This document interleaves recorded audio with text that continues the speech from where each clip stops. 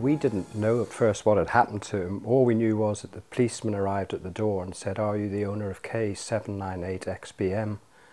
Which we were, and immediately we knew this was a very serious problem. So he drove into the back of a lorry on the M25. We don't know why, because that part of the motorway there were no cameras. So a complete mystery on that one.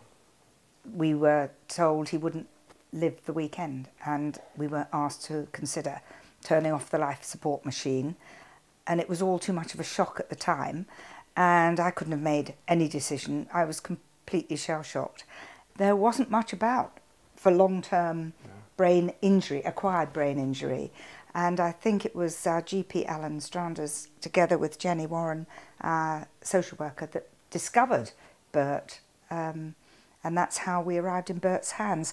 BIRT is not just about the individual; it's actually the whole family unit, and it's important to feel that there is a space and a place and a home for people with acquired brain injuries. There's not enough, and what BIRT do is fantastic. The Disabilities Trust had already been established by Norman Thodey, the original chief executive of the Trust, to accommodate people who had a physical disability. And it became apparent fairly soon after that that a number of the people in those services had actually got an acquired brain injury and needed a different type of service to the one that they were being offered. Well, the initial challenges were actually to try to persuade people that the neurobehavioural model of rehabilitation worked. And I know people like Colin Headley and Roger Wood, who was our first clinical director, worked tirelessly with other clinicians and commissioners and other influencers to ensure that they were aware of the good that the neurobehavioural model could bring and the difference it could make to people's lives. We were very excited. We'd done a lot of training with the staff. The first staff came along about 2 weeks before we opened, and there was a lot of training to be done. I mean, everything from how the fire alarm works through to how to manage people, you know, out in the community, etc. So it was a detailed training program that we had, and we were just chomping at the bit, ready to make it all happen. I was one of the first clients here, yeah.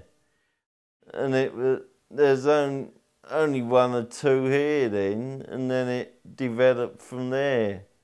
Well, it was quite quiet, but we all sort of got used to each other, and you know how people get to know each other and you all become friends. I worked 2 days a week in Jimmy's, in the cafeteria, kind of so smart, it's like a restaurant, you know, after Jimmy Savile.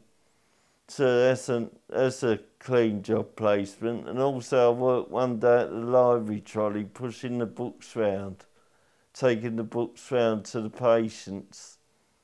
Well, we're all hugely proud of the services we have. The environments that we maintain, they're all at a very high level. They are built specifically for the individuals that we serve. We often go to areas because we've been asked to by local health professionals. We build the buildings to match the service users, and we build the staff teams to match the service users. We have a highly committed, dedicated staff team that are fantastic. Interestingly though, we're now only being referred the very complex people, and the people who first came into our services perhaps wouldn't actually receive our services today because some of the commissioners wouldn't recognise the good that BIRT could do for them.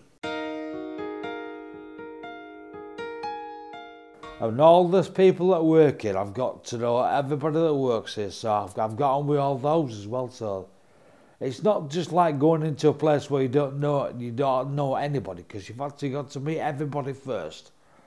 I go to the resource centre, which is at Osmonthorpe in Leeds, on a Friday, and then I'm doing a woodwork class which is now, it's not at Osmonthorpe, it's at Potter Newton. So I go from Osmonthorpe to Potter Newton to do woodwork. I'm making a few things. Well, there's a few of us that go, we can't just make one thing ourselves. We're all together, so we can all make bits of things, and we all do bits of things, so it all gets finished off at the end of it, you know. Goal is a partnership with the NHS, and people there are much closer to the trauma and the incident than we would ever have had previously. And they can come in there, and the rehab can start at that moment in time, which we've never managed to do. So the rehabilitation is being delivered that much earlier. Some of those people may not require any other of our services, but some start to go through our continuum of services. So from there they might go to an assessment service like here at Daniel Yorath House.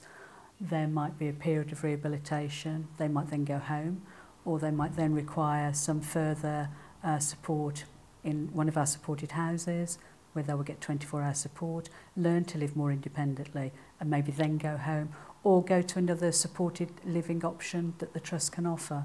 So there's a huge range of opportunities. We also have the independent hospitals in Glasgow and York. We're planning our third in Swindon, where they're able to take people who challenge the environment, the services that others aren't able to provide. We take those individuals, and we have a really good success rate with them too.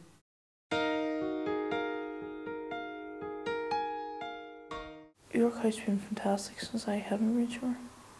I'm so lucky to be there. Like, I can cook for myself. My God, I go on a Scottish shop once a week. No way would I have been able to do that beforehand, no way. I've a house of my own that I bought just down the road from York House. I go down there and self-care once a week. I've done the Race for Life twice now. And I went, and the first time I ever tried, I couldn't do it because my feet were far too sore. The second time I don't. Boys was I pleased myself, or boys was I pleased myself. Oh, day-to-day life now, for me, fantastic. I just feel like a normal person.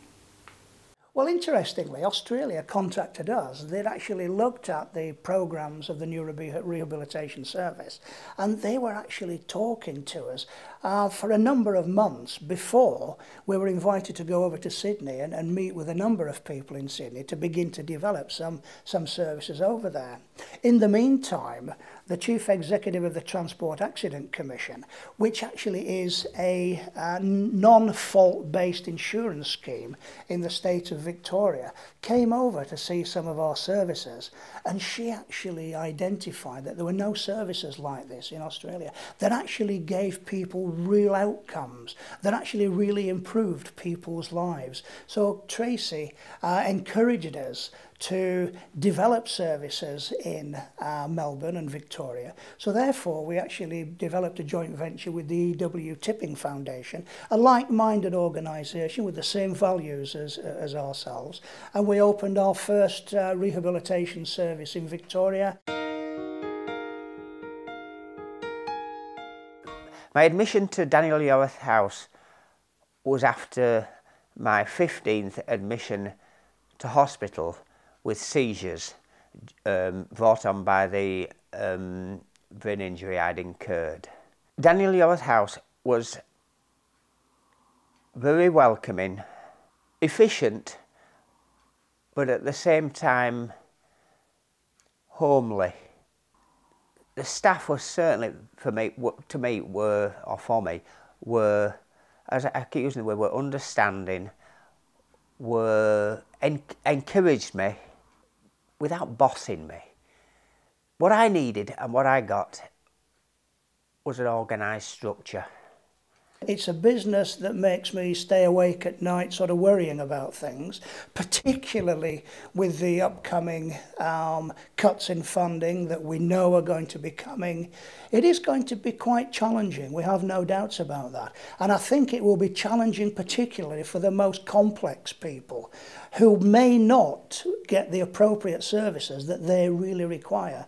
And that's very sad, because I think it's been predicted perhaps that the most vulnerable in society will actually be the people to suffer through the next 2 to 3 years due to the funding cuts in the NHS and local authorities. We're actually beginning to, I think, win the battle in terms of ensuring that people are aware of the good that we could do. And the other interesting point, and it should never be lost, we have research that indicates and shows very, very clearly that we can save up to £1 million in care costs for one individual should they come into our service less than 1 year post-injury. And we're also hoping that many of the people we support can go back into work. So therefore, they're playing a full part in society and paying taxes. So therefore, it's a win-win situation for the commissioners, the local authorities, PCTs and government. And I'm the bingo caller at the day centre. At the day centre, there used to be one lady used to call it, and I said, oh, I started saying some of the slang words for the numbers. Well, she says, Alan, the job's all yours. I said, I don't want it. Well, she says, you've been yapping, you're good enough to do it. It's all yours, so I do it now. Yeah, we usually have 3 games before lunch, and we have another 3 games before we come home. It's only, they play for small prizes. We're still young, I guess. I mean, you know, we're not 21 yet, so we actually haven't got the key to the door yet. But we're all very committed to what we do, and we enjoy it, and we just get a lot out of it because of the success we have. And I think for us, that's absolutely what it's all about, and hopefully it always will be. Without a home that BIRT provide, Rupert would be at home with the family. So if it wasn't for BIRT, our family, we wouldn't have coped if Rupert was at home living with us full time, and so the care they provide is outstanding. What makes BIRT special for me is that I can see the difference that the organisation makes, and I see it firsthand. If you can imagine travelling around the various services as I do, very often I have the opportunity to catch up with clients that I may have seen a decade before in a far more supported setting, and maybe, you know, with one-to-one and all that sort of stuff. And then you see they're living in the community, and they're going to the local gym on their own, and they're, you know, members of local clubs and all this sort of thing. And that to me is, that's a pot of gold. It's unbelievable for me to visit all our services and see people that I've known for years and years, and see the difference in them. From an acorn, an oak tree, and a mighty oak tree has actually grown. And I'm not only proud, it makes the hair stand up on the back of my neck to actually see the difference that we have made to so many people's lives. And believe me, we have.